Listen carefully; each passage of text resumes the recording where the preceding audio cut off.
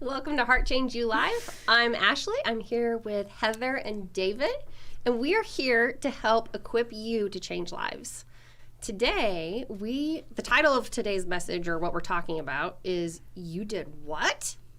So, Heather, let's talk about this. Where are we going? Well, in being an addict and in working with addicts, it's a question that I've been asked plenty of times. I've asked myself, I've asked others, what?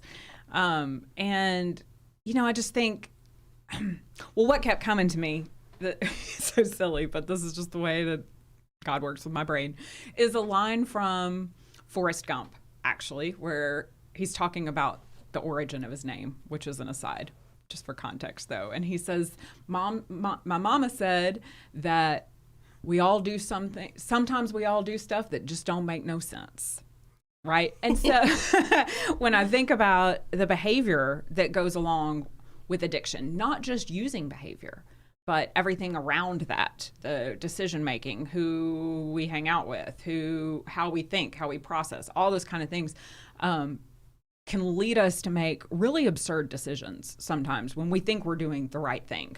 I mean, we get married sometimes, we run off with the circus, whatever, trying to fix our life. And the people around us are invariably going, you did what? And sometimes I'm asking myself in the rearview mirror, I did what? How could I have done such a thing? So, I thought if we're talking about coming alongside people, how can we, because it's certainly not helpful to look at somebody and say, you did what? That's not helpful to anyone. We're already condemning ourselves.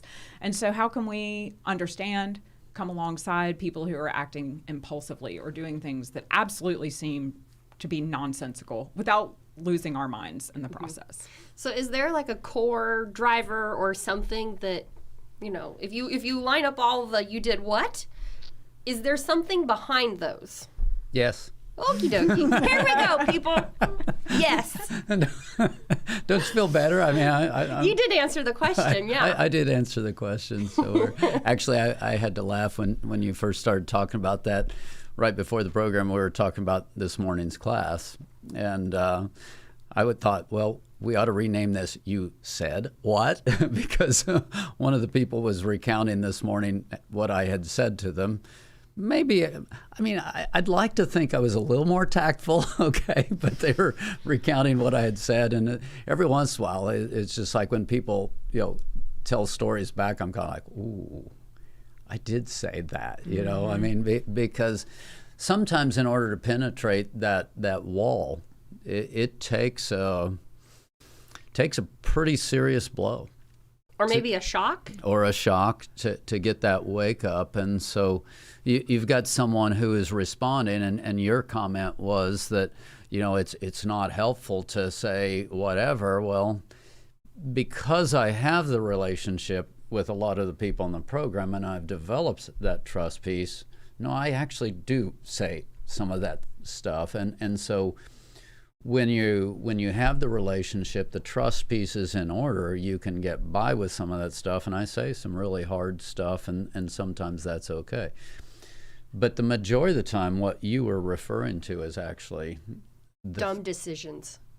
Well, dumb decisions, but no, what you were talking about, is there a driver? And that's the language that I use, is that deep inside everybody has a core passion. They have something that they care about the most.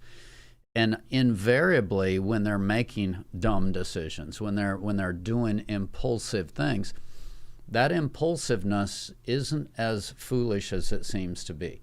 It actually is meeting some kind of internal need. Now, in some cases, let's just go back to the step-by-step series, which I lay out. The three of the most basic things, let's just start with safe.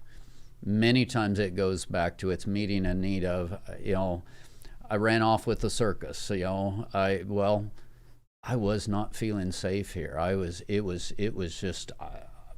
It wasn't good, and so I wanted to get as far as I could get from here, so I ran that. So you've got safe, you've got belonging, you've got the idea of being undercover and being protected. So sometimes it can go back to those, but more often it actually goes back to wow, and this sounds like the same, but I just needed to be loved, or I needed a place where I could nurture people, or a lot of times it goes back to a person's core passions.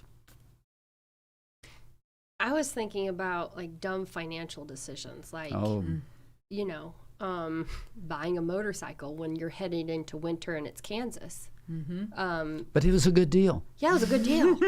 You know, like, I mean, it's not even relationals. Sometimes it's just dumb or seemingly dumb wants that they just want or have that need there. Maybe a better question is, let's just get back to the basics of how do you make your decisions? What drives your decisions? Are you an emotion-based decision person? So, let's go back to eating. Not that I want to get people in trouble, et cetera, but it's like, oh, wow, when I get stressed, I eat, or a lot of times when it comes to finances, people are that way. There's like when the conditions hit this kind of a zone in my life, I'm either going to crawl into a hole and not spend anything, go more the miser zone. People tend to go to the extremes. They tend to go to, I call it heads and tails a lot of times.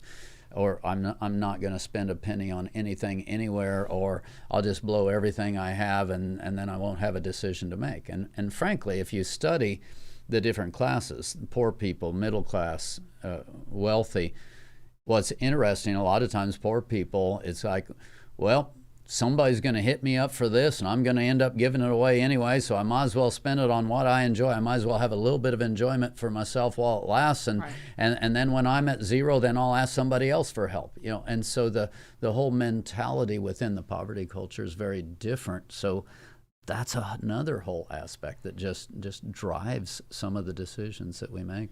Well, there's I think with that too, there's a mentality of wanting to be rewarded for hard work.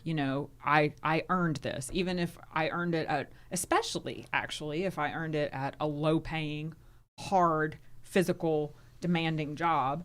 I earned this, so I deserve something, a drink after work, or to go buy a motorcycle, even though it makes no sense right now, or a new fishing boat, or whatever. There's some desire for reward.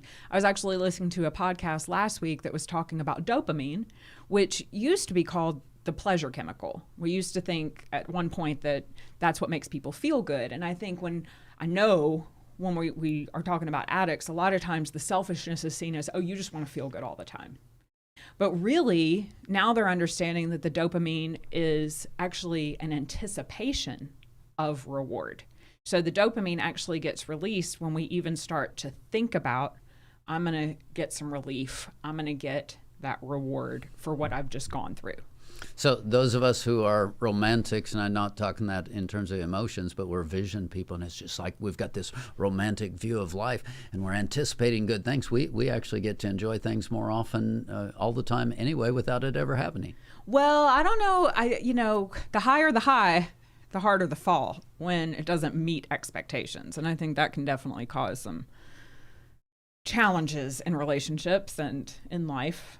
Back to the main topic, though, where, you did what, and you guys brought up, well, so, how do you respond to that? And again, part of that is you respond to it as a human being. That's just kind of what happens and how it happens. But from my standpoint, where I'm working with people and you're kind of delving in, virtually every decision has something that drives it. And frankly, when you're able to come alongside and help people see the drivers of those decisions, then you are giving them, you're empowering them, you're helping them hopefully be better prepared to make a better decision in the future. And many times it's all but impossible to see those. So you're looking at this and really your response is, you did what? And I think one of the things that I do that helps me in that is I assume, okay, it's not helpful to condemn them in that way. I know that there was a reason. I know there's something going on. If I can see that and can help bring that to the surface, then all of a sudden it empowers me to help them. It empowers them to make a different decision. And I think a lot of times we don't do that. I think a lot of times we go into a critical place. We go into a, you're a loser, you're Shaming stupid, place. shaming place. And we think that if we pile on, either critically or in terms of shame, then that will create a level of pain, and then they will learn better next time.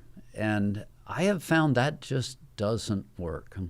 Yeah. That probably almost more damages the relationship to where they won't trust you as much the next time. It damages the relationship, and then I'm going to take it one step farther. Let's talk about the God relationship. If I'm in, I call it self-hatred, if I'm in a very self-critical mode, self-hating mode, self-condemning, I'm in perfectionism, or I'm in the shame mode, and I'm just, I'm really, it's like, oh no, what'll people think of me, etc. When I am in either of those, my spirit is less capable of connecting with God and receiving from God, and it's virtually shut down from people, so I can't draw strength. So if you go back to my basic thesis, which is that sin has put all of us, not just addicts, sin has put all of us in a Romans 7 place. What's Romans 7? Paul said, I got saved and I want to do good stuff, and I find myself not able to do good stuff. Now, if that isn't all of humanity, I don't know what is. So here I am as a human being wanting to do good stuff, not able to do good stuff, wondering why I can't do good stuff. Well, the number one answer is you connect with God and draw strength. You connect with godly people and draw strength. That's the number one answer, I believe, to addiction. It's the number one answer to sin.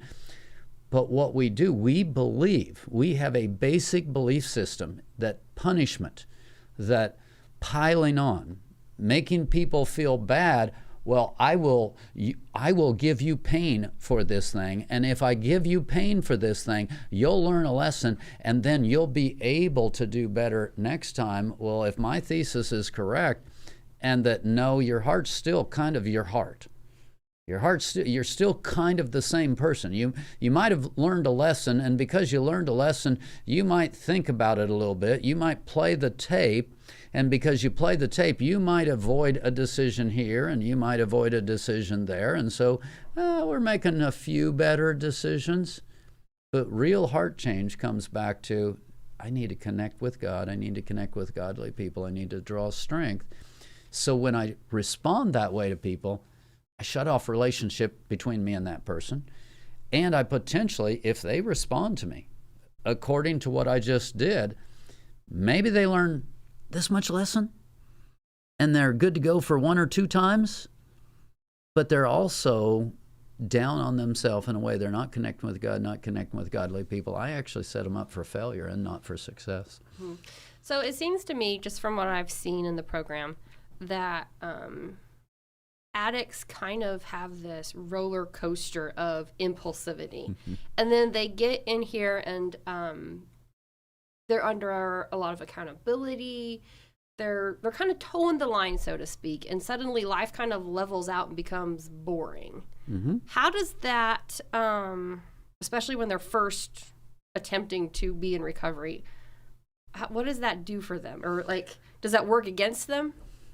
Well, let me broaden the picture for just a minute. AA talks about, and most of the time when they first come in, there's what I call a pink cloud effect. Most of the time when they've come in, they've been in trash zone. They've been in beat up zone. They've been in pain zone. So there is a period of boring is good.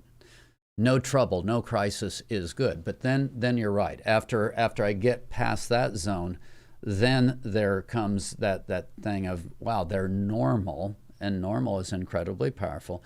Their normal is this high emotion, high roller coaster, high intensity life. And at some point, there is that thing that kicks in inside of them that this is driving me nuts. I just can't do that. And so, yes, that is one of the things that happens, and it becomes very difficult for them to maintain during that period of time. This is why I've noticed in myself and in other people who've struggled with addiction getting sober, people will often say that we switch addictions. And so you see somebody starting to get into relationship after relationship after relationship, get into work and throwing themselves into that, maybe getting into exercise or whatever, because we're trying to keep up that dopamine anticipation because we don't know how to be flat. You know, it literally feels like death. I remember about 6 months sober talking to my sponsor one day, and I was like, I think I'm depressed. And she listened to me for a few minutes and she said, I think you're just sober. I think you're just bored, like, because life's normal and you don't know how to handle that. One of the things that I hear you say a lot to people just coming in is how important rest is. You're always driving home the importance of rest. And that's something that as a culture, we don't highly value even. Well, there's a lot of shutdown in the culture, and especially among addicts. Addicts, it's high intensity, high pain, high. Well, at some point, you can't handle that. So then, and again, I don't even know how to describe this, but if your spirit, I believe, is the seat of your deepest feeling, deepest connection. So if I kind of take the window shades and I pull the window shades down halfway or 2/3 of the way, not as much sun gets in. And so now I'm living, literally looking out through like 1/3 of the shades, and this is a picture of what I call it's kind shutdown. of ironic because that looks like a lot of people who are on drugs. Exactly. Yes. And so they're living in levels of shutdown, and so they get into a normal, what we would call a healthy situation, and you're in that shutdown. Now the stimulation just isn't adequate. That's why people get into sexual addictions, for example. They get into a sexual addiction because I'm shut down. So I can't feel something unless I'm pushing the boundaries and I'm over here in excess. So I've got my shades pulled down. I'm only letting in this much light. So the light that comes in better be pretty intense at that point. So then they become, they really are, they're addicted then to those highs, because if they would just put the window shade back up and begin to experience the fullness of life, it's like, oh, wow, you know, just getting up and going through a day, and I got to meet this person, and we had a quality relationship, and I did this and I did this. The experience of life that is full at that point, they'd be fine, but they're not fine. That window shade is pulled down. They're in a level of shutdown. So then at some point, the boredom really ends up being an issue. Now, what we talk about with people when they come into the program, I want you bored. Because if you do not have some level of downtime, you're not going to pursue a relationship with God. Because it's just, especially if I've got my window shade pulled down, I'm not feeling much when I go to spend time with God. And so I've got my window shade pulled down and it's boring and nothing's happening. Well, one of the ways you're going to get your shade pulled back up is to get that connection with God going to where you've got the courage to go, okay, I'm going to open that window shade back up. Why was it down? It was down because of all the pain. And so because it was down because of all the pain, unless I'm going to get some healing, I'm going to identify areas and I'm going to get some healing, I'm not going to have the courage to put that shade back up a little bit.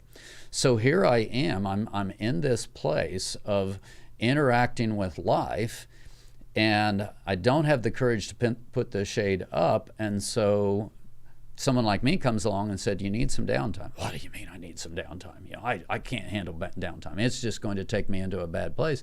No, you need some downtime. We've got to get that relationship with God started. We've got to get relationship with people started. And if you jump right back into a job and you're busy, you will not have the time and you will not start that process. And if you don't start that process, we can't get the shade put back up. And if we can't get the shade put back up, you're going to stay in your toxic world of chasing after the latest high, the latest whatever it is that goes off in stupid directions. And if you're hearing what I'm saying, when you start seeing people at a better level, you know, you did what? All of a sudden you're able to step back and go, oh, that's why you did that. Mm-hmm. Right. Or, of course he did. Yeah. Right. Yeah. Right. Absolutely. Yeah, you stop being shocked by people's responses because you understand the heart behind what they're doing, or you understand where they're at, and their nasty response isn't that big of a deal because you're like, well, I understand. Like, I know where they're at. they're acting how they are. Yeah. That's where there was a part of me that was so afraid for so long of what would come up if I did sit still. I've been running from decades of pain, shame, trauma, woundedness. And man, what I don't realize is that that's what's been running me. It's not that I've been running from it. It's been running me all this time. So to really have that flip, have somebody who can recognize that and say, no. It's already there. And what I have to do is trust God is going to get me through this. I mean, that was a huge flip, that I can be uncomfortable, that I can be sad, that I can be worried, that I can be angry, and I'm not going to get drunk or high. I'm not going to go do something stupid. God's going to be able to keep me safe in that. That has been a huge flip in my mind. And notice you did say God. And then there's the next question.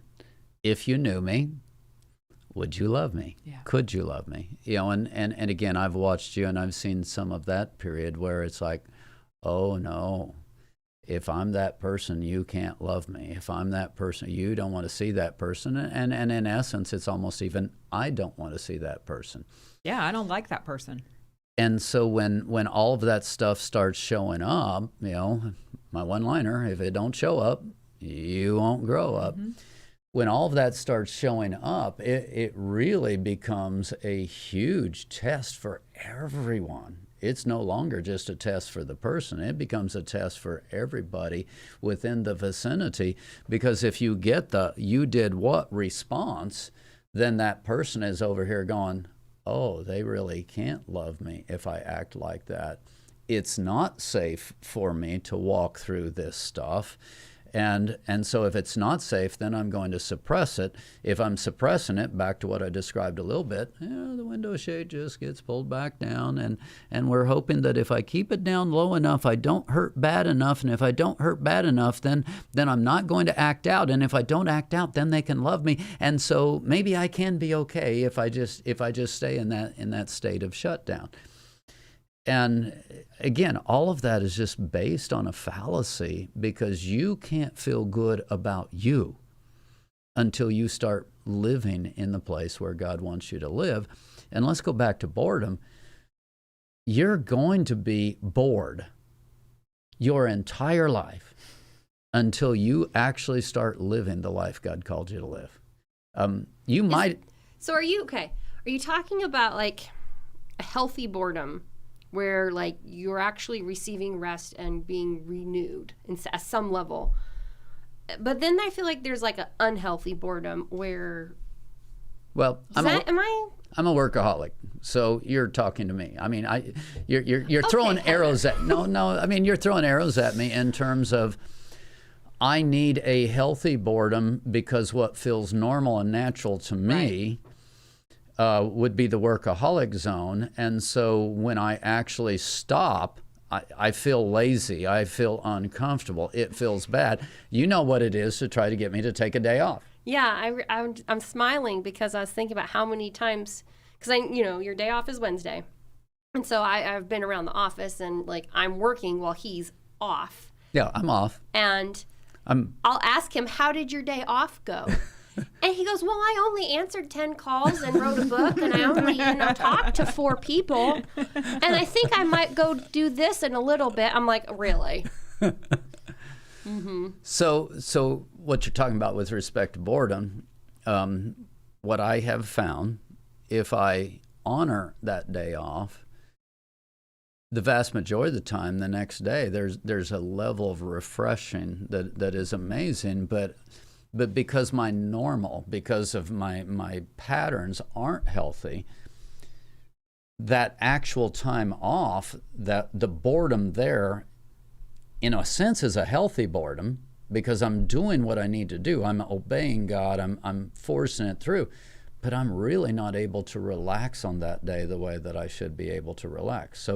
So there's healthy boredom, that doesn't feel good. There's healthy boredom that actually would feel good. If I wasn't so unhealthy, I should be able to bring it back, have that empty space, and it actually would feel good. So what does healthy boredom look like? Well, healthy boredom, I'm going to go back. I guess I'm going to come off from me for a moment.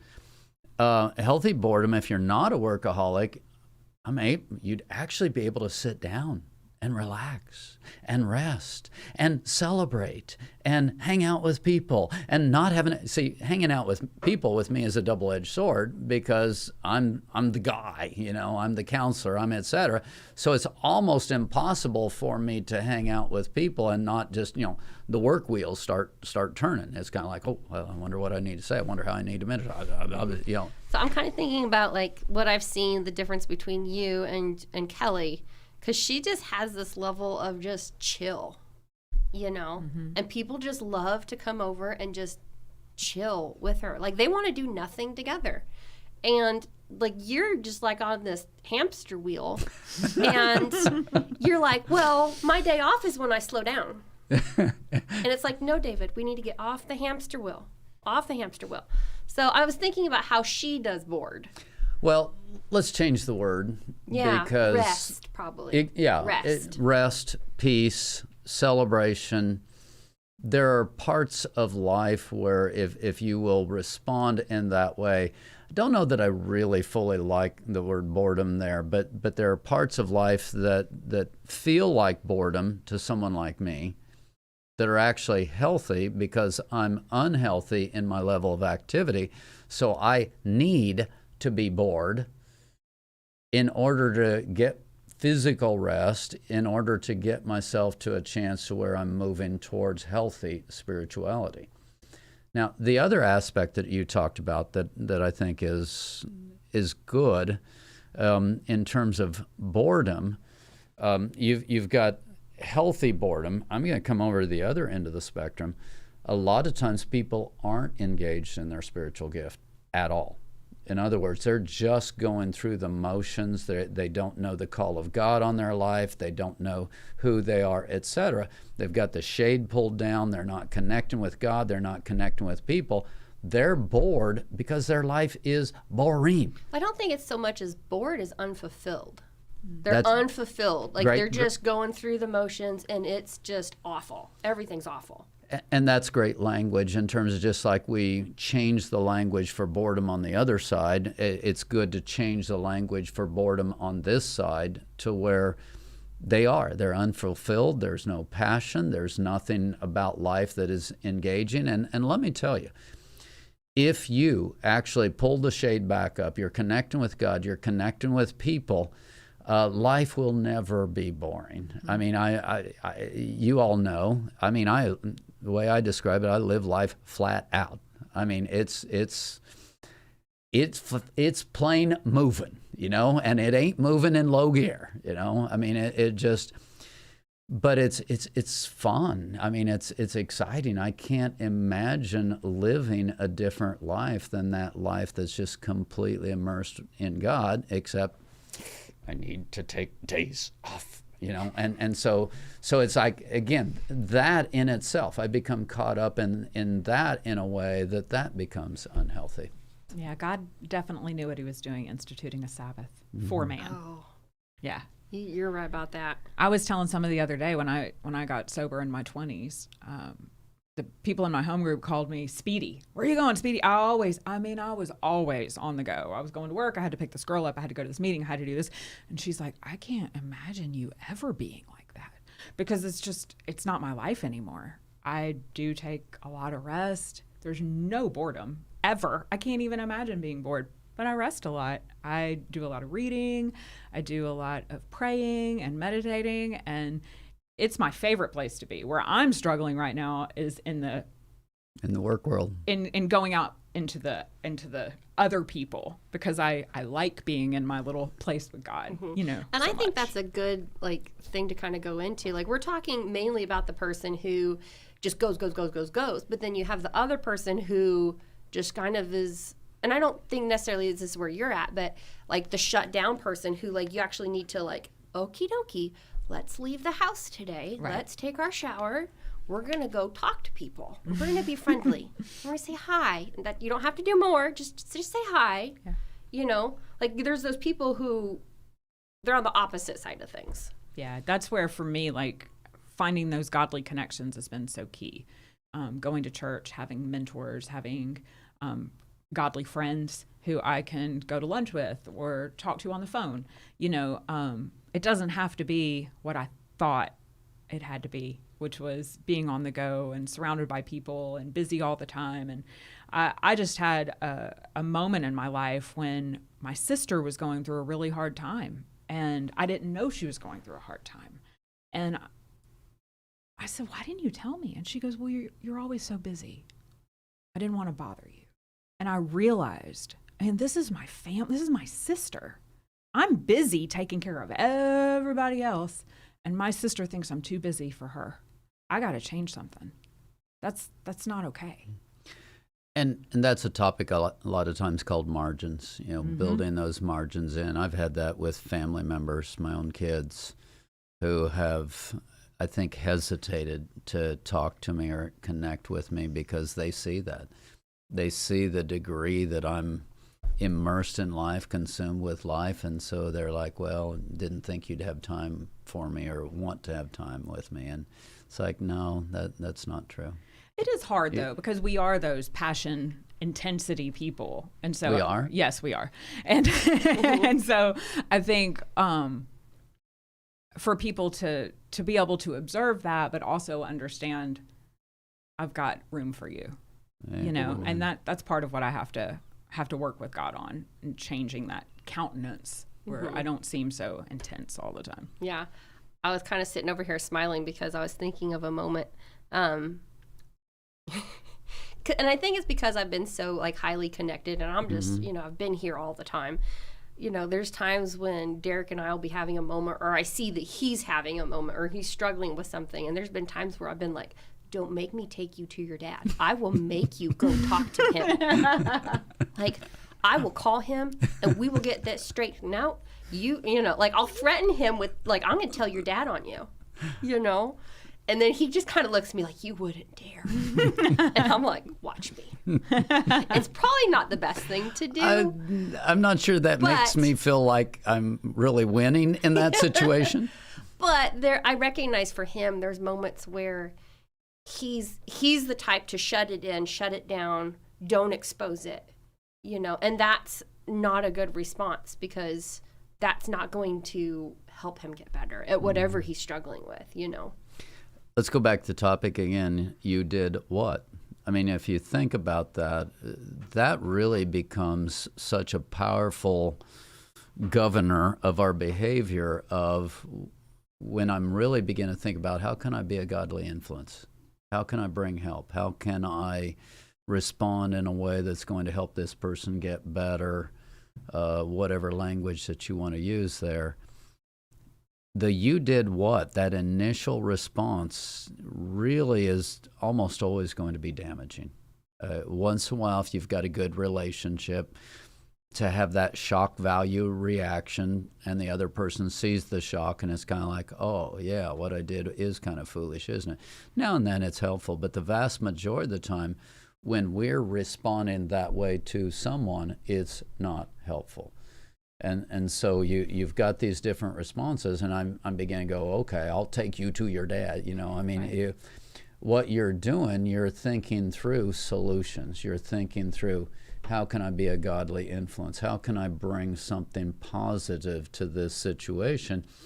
And that's the best response you can get. That you did what, it's almost always condemning, belittling, it creates shame. And so it's like, whoa, I've got to be able to back that up, and I've got to think in a different realm if I'm actually going to be positive and helpful. It can also create blame, where I'm no longer taking responsibility for what I've done, and it's, it puts the person who's trying to help me at an adversarial juncture. And so now I have no choice but to go and keep doing what I'm doing, because the one person that wants to help me, or that I see, well, now they're against me too. So the enemy will use those things and amplify those ideas that they're better off without me. Everybody hates me. Nobody loves me. I mean, it's a powerful, powerful stronghold. Mm-hmm. So, okay, let's say, because there's a lot of parents who are watching their kids go down the wrong path, what type of language is a better response? Because I mean, the "you did what" is going to put up a barrier, versus what you want to do, I assume, is to come alongside and partner with the person who is making these poor decisions and help turn their ship, so to speak. So what kind of language is helpful? Well, you want to understand why. And frankly, if you just ask the why question, the why question doesn't do the right language. So you have to ask the why question in a what format. So then you have to work at language. How do you ask a why question in a what format? What were you thinking? Yeah. I don't think that's much more helpful. I don't think so either.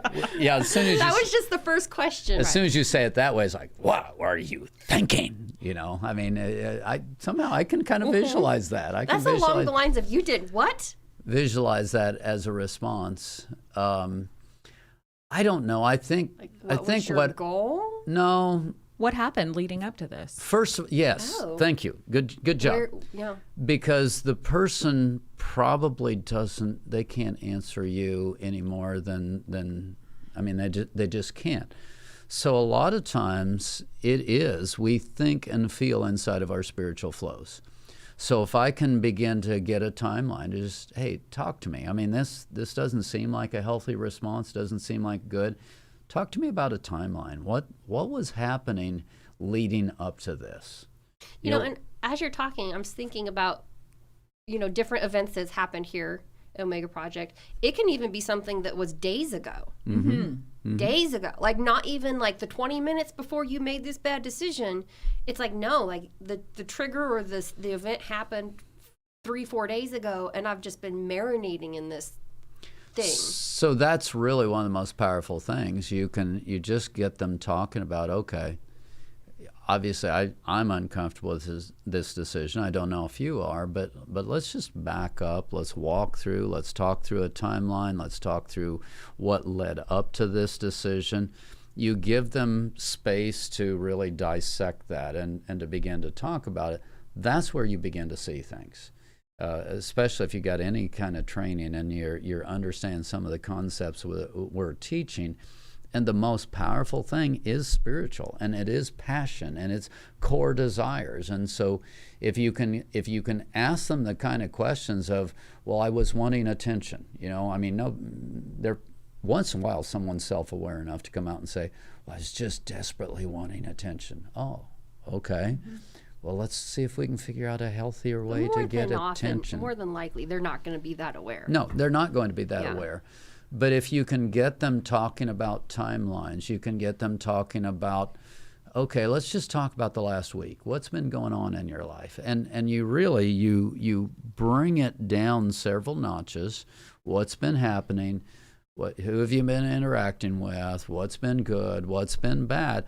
Many times through the course of that timeline, you're able to start identifying, okay, now I have some idea of what's going on here. Okay, so you've asked the what's going on question. Now that once you figured it out, is there a second step to this?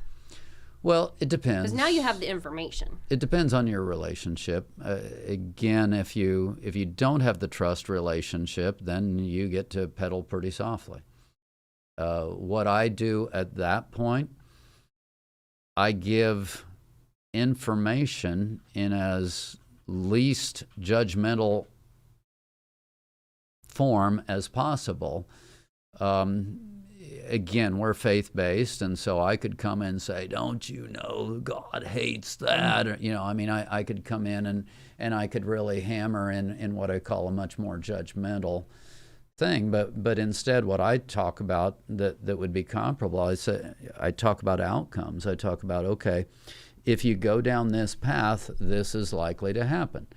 Well, they may or may not agree with that. But if you start talking about spiritual flows and you talk about the outcomes of those flows, and let's just say they've bought in, they believe in that, well then again, if I've got the relationship, if I've got an understanding foundation, I've got good basis to talk to them.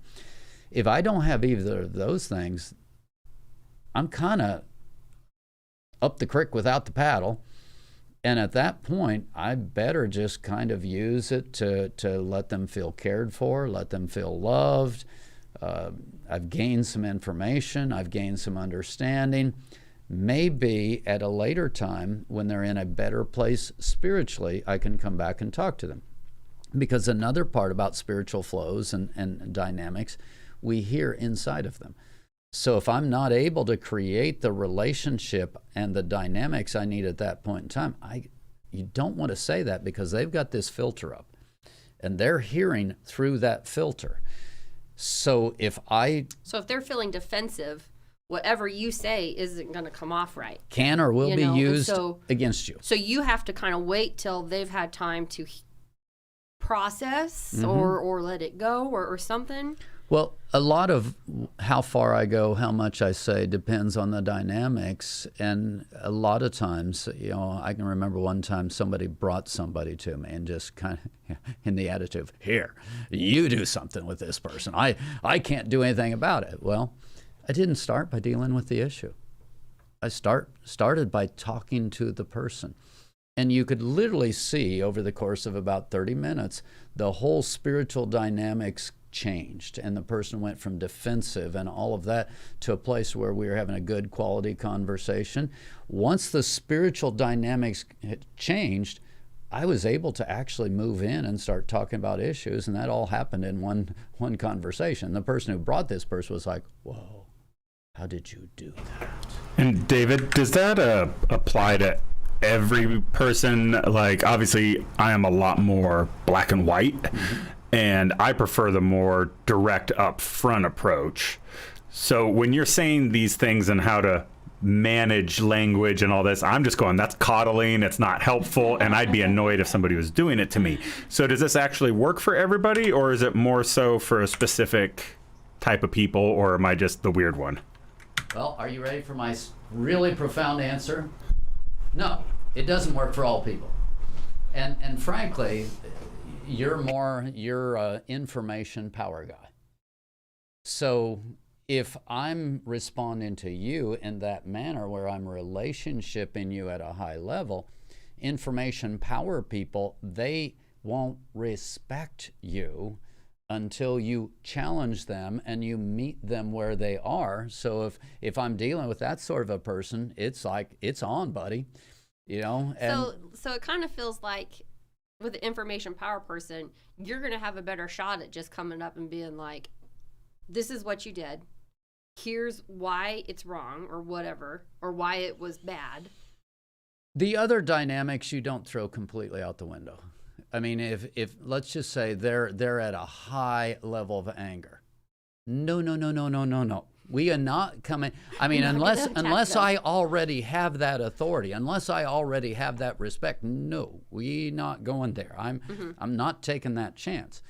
So at that point, I'm going to do something to kind of settle the thing down a little bit. I'm not taking on a battle that I'm flat going to lose. So even there, you look at the dynamics, you think about that a little bit, and you use some wisdom.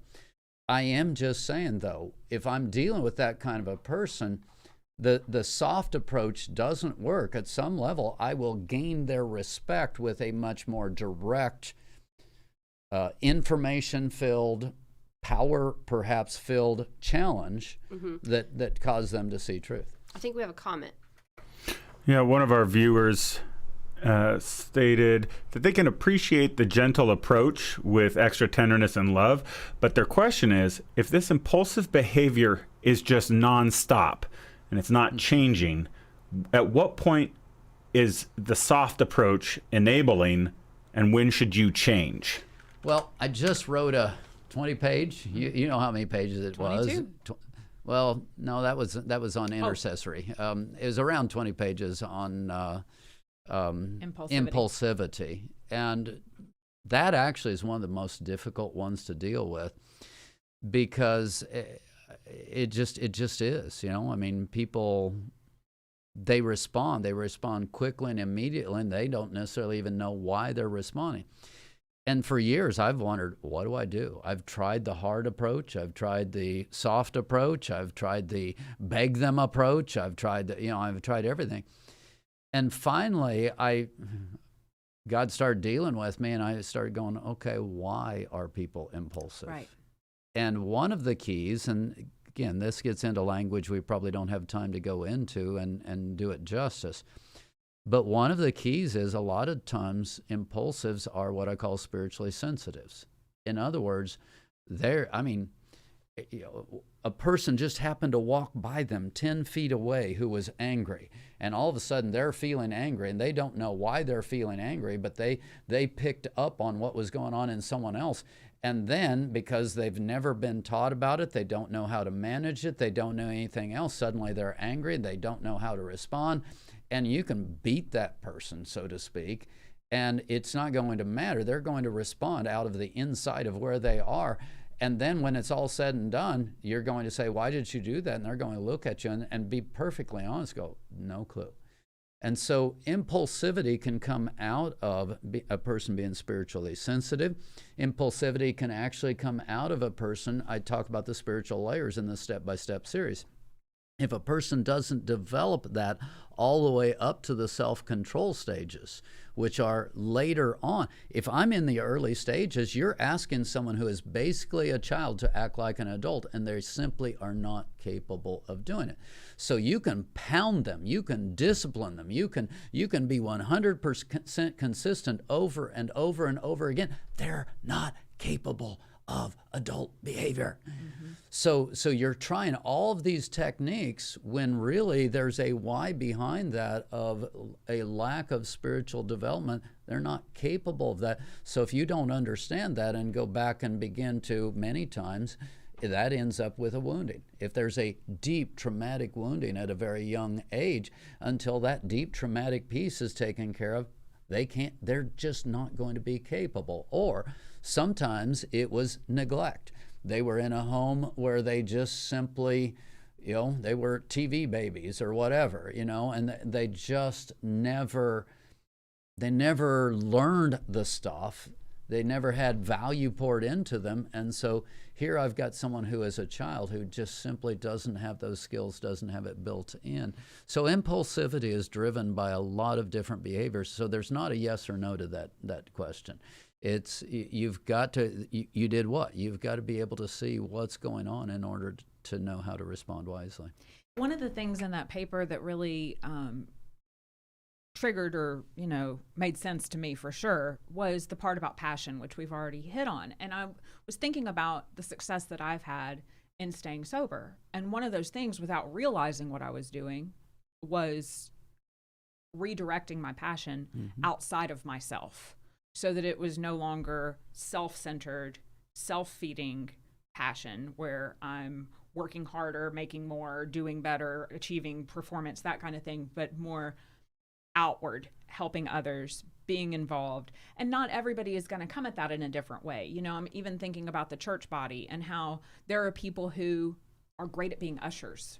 They are people. They want to shake hands and be the greeters, and and then there are people who want to sit on the board and want to be really involved in the day-to-day type things. And then there are people who will be on the worship team, and they may not be the most people person, but they love praising God, So for me, finding an outlet for that passion that helps give me that same sense of reward, that helps give me that same sense of purpose, that helps give me that same sense of aliveness, it's one of the best things that's ever happened for me. One of the things you touched on, but I'm going to give it a little better definition, there are people who are wound tight. I'm wound tight. I mean, I have a higher level of energy. If I don't have an outlet for that energy that's healthy, I'm going to do something foolish somewhere, sometime. This is like Boy Mom 101. Yeah, that's true. Yeah. You got a 3-year-old and he needs to do something. That paper on impulsivity was written. I told him, if you gave this to my parents when I was 13, 14 years old, they would be like, this is Heather. This is her. And what happened for me is I got into a high school that had a theater department and a television department. And this teacher, young guy, saw something in me And he put me on TV, put me on the stage, I had never done this stuff before except out in my front yard, doing little plays and things. But all of a sudden I was a part of something. I was involved, and I was using and channeling that passion in a positive direction. So that's a whole nother thing. If you don't give them healthy ways to bleed off some of that high level energy, the impulsivity is just going to happen. So, okay, I'm thinking of a specific instance, but what if their core desire is like a leadership one? I'm thinking of a specific person but they're not in a position to lead anything. What do you do with that kind of thing where, I don't know, maybe this is a trick question. No, that's hard.